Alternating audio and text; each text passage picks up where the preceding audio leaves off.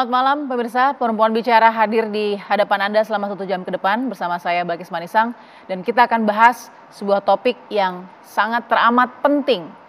Apakah stunting benar-benar mengancam masa depan anak Indonesia? Kita tahu 2030 harusnya bonus demografi ini menjadi start yang cemerlang buat Indonesia. Tapi dengan masalah stunting ini bisa dipenghambat dari performnya bangsa Indonesia. Baik, stunting atau gagal tumbuh kekurangan gizi ya, akibat kekurangan gizi dan infeksi juga, ini sangat tinggi nilainya di Indonesia. Kita lihat dampaknya juga luar biasa.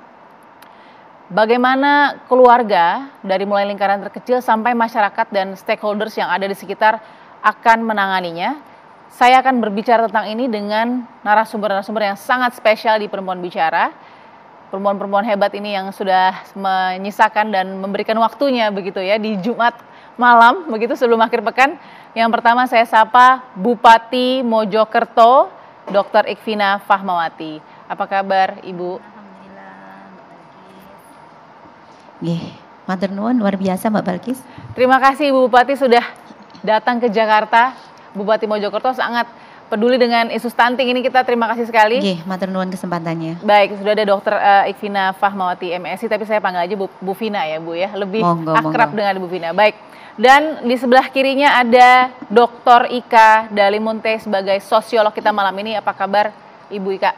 Alhamdulillah baik Mbak Balkis. Assalamualaikum warahmatullahi wabarakatuh. Waalaikumsalam warahmatullahi wabarakatuh. Mbak Balkis dan para pemirsa TV One dimanapun berada. Baik, terima kasih. Dan sebelah kanan saya ada Dr. Sindiawati, ahli gizi anak. Selamat malam Ibu Cindy, Dr. Cindy.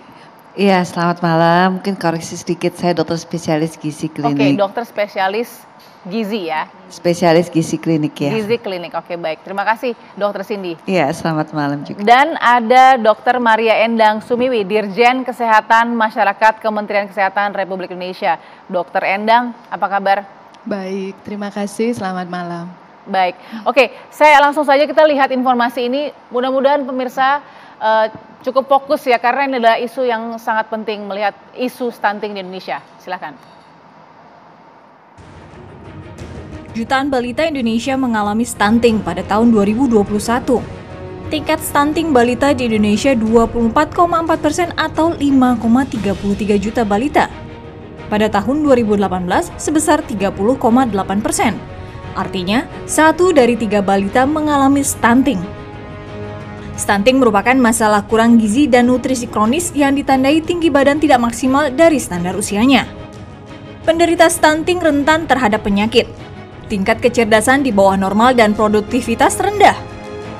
Tingkat stunting pada balita di Indonesia masih jauh dari yang ditargetkan WHO sebesar 20%.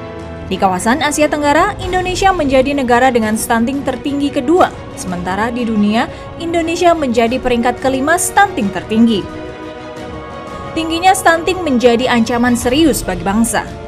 Jutaan anak Indonesia harusnya bisa menjadi generasi produktif.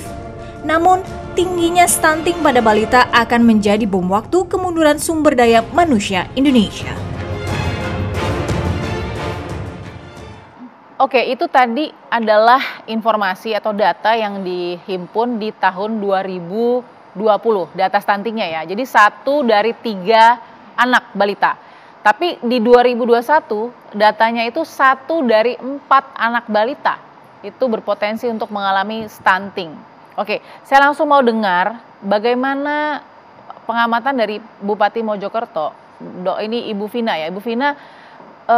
Kekhawatiran atau concern apa yang mungkin dilihat oleh Ibu Bupati saat ini tentang stunting? Silakan. Matur nuwun. Jadi kami bekerja keras gitu Mbak Balkis ya, karena dari SSGI 2021 kita diberi angka 27,4%. Ini kan luar biasa, artinya hampir sepertiga balita di Kabupaten Mojokerto ini dinyatakan stunting. Nah tentu kemudian kekhawatiran ini tidak membuat kami terus khawatir berkepanjangan dan tidak melakukan sesuatu. Justru ini membuat kami sangat bersemangat.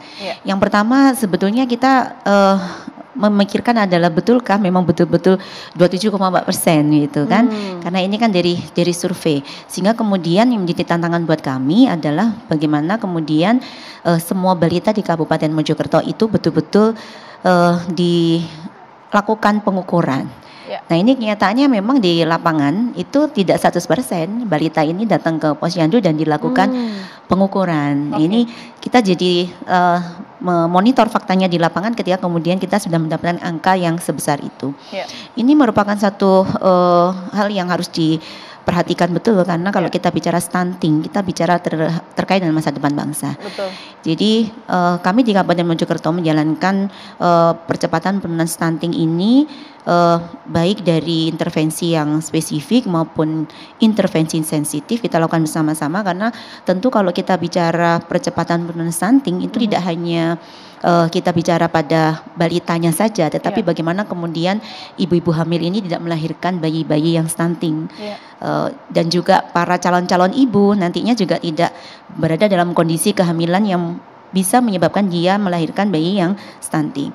Nah makanya untuk balitanya sendiri di Kabupaten Mojokerto kita melakukan program yang kita sinergikan jalan antara percepatan penurunan stunting dan juga pelaksanaan PAUD HI di Kabupaten Mojokerto. Karena ini hubungannya pada cakupan usia yang sama. Kalau kita bicara stunting kan balita ya, lahir sampai dengan 5 tahun. Tapi kalau usia dini kan sampai 6 tahun. Tetapi ini sama lah. Jadi kita berjalankan bersama-sama sehingga kemudian upaya untuk bisa melakukan pemantauan terhadap tumbuh kembang ini bisa berjalan dengan baik.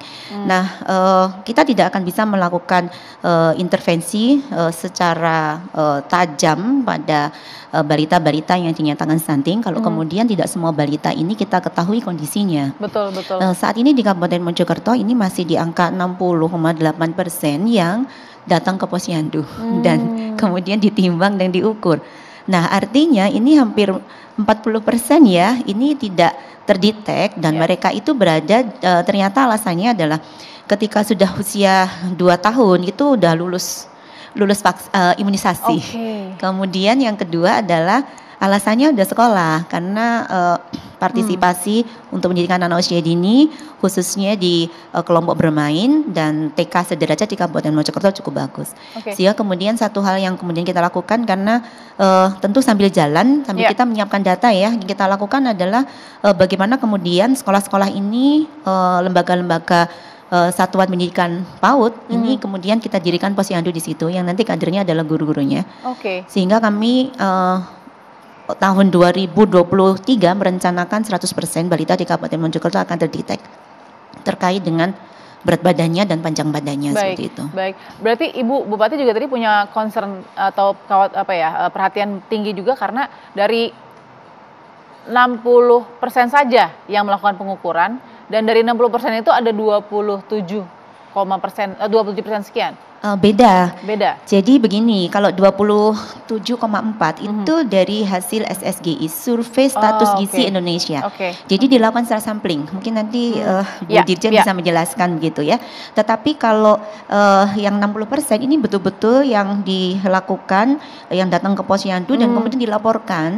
Dari kementerian sudah punya aplikasi EPP BGM gitu ya untuk melaporkan bayi-bayi yang datang ke posyandu dan kemudian dilakukan pengukuran. Ini semuanya dimasukkan secara online lewat aplikasi gitu. Disitulah kemudian kita memantau, oh ternyata belum 100% balita di Kabupaten Mojokerto itu dilakukan semangatnya pengukuran. Ibu nih mau kejar yang 40% lagi ini supaya datang juga untuk melakukan pengukuran. Betul, sehingga kemudian kita bisa selesaikan semuanya.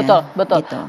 Dari Dokter Endang melihat angka stunting nih di Indonesia 24,4% atau di atas WHO yang 20% ya. Ini kenapa, penyebab utama seperti apa, Dokter? Ya mungkin sebelum itu sebelum itu mau sama-sama kita pengertiannya sama dulu tentang stunting ya. Jadi nomor 1,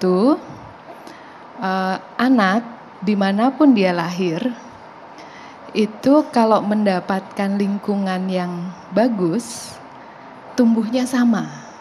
Mau dia lahir di Afrika, mau dia lahir di Indonesia, mau dia lahir di Eropa, itu tumbuhnya sama. Kalau lingkungannya bagus. Sehingga WHO itu membuat suatu kurva yang namanya single reference ya.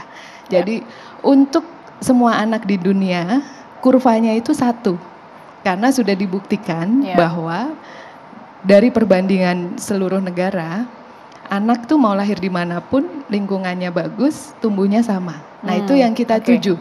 Jadi kita meskipun lahir di Indonesia, harusnya kita sama dengan yang lahir juga di negara maju. Nah lingkungan yang bagus untuk anak tumbuh itu dari mana sih? Ada 3. 1, asupan gizi harus bagus. 2, anaknya nggak boleh sering sakit. Karena kalau dia sering sakit, energinya habis untuk menyembuhkan sakitnya, padahal butuh energi untuk tumbuh. Betul. Kemudian yang ketiga, stimulasi. Stimulasi anak supaya dia tumbuh bagus. Jadi 3 itu faktor yang menentukan anak-anak kita bisa tumbuh bagus. Nah, kenapa stunting kita tinggi ya? Stunting itu tadi 24,4% data tahun lalu 2021 yang namanya gagal tumbuh gitu. Gagal tumbuh harusnya usia segini dia sudah tumbuh segini, nah nggak sampai gitu. Nah kalau menurut kurvanya WHO itu yang kita ukur tinggi badan. Karena tinggi badan ini adalah yang paling berhubungan atau penanda kuat dari pertumbuhan anak. Jadi kita ukurnya tinggi badan, lihat kurva WHO, di bawahnya garis merah untuk tinggi badan terhadap umur, nah itu yang kita sebut dengan stunting, gagal tumbuh tadi. Nah kita ada 24,4%. Ini kategorinya WHO adalah masalah kesehatan masyarakat yang cukup tinggi. Karena di atas 20 sampai 30% itu tinggi. 10 sampai 20 itu sedang. Di bawah 10 itu rendah, di bawah 2,5% sangat rendah. Ada nggak negara yang di bawah 2,5%? Ada. Australia 2%, Norwegia mungkin sekitar 1, berapa ya. Jadi bisa kita. Segitu tuh bisa. Nah kita masih targetkan nanti RPJMN 2024 itu 14%, tapi tentu saja kita ingin turun terus ya, kan Singapura mungkin 4,5 atau 5% ya, mungkin Thailand sekitar masih 14%, nah kita masih 24, 1 di antara 4. Nah ini yang kita ingin turunkan, karena nanti kalau kalau 1 di antara 4, nah akibatnya apa? Kalau stunting kenapa khawatir tadi ya Ibu Bupati, kenapa kita khawatir kalau stuntingnya banyak? Karena anaknya perkembangannya tidak optimal, tidak bisa full potensial gitu. Jadi seharusnya bisa segini, kalau stunting bisanya segitu gitu. Jadi baik itu dari kemampuan kognitifnya maupun kemampuan yang lain ya, kemampuan belajarnya. Nah, itu yang kita ingin turunkan sejauh mungkin. 14% kita kalau semua semangatnya seperti Ibu Bupati, moga-moga bisa di bawah 10%. Kalau semuanya semangat seperti itu. Menarik sekali, sepertinya butuh integrasi yang penting ya dokter ya, dan juga dari kepala daerah nih yang sangat penting. Tapi kita akan dengar dari Ibu Ika dan juga Dokter Cindy sesaat lagi di Perempuan Bicara.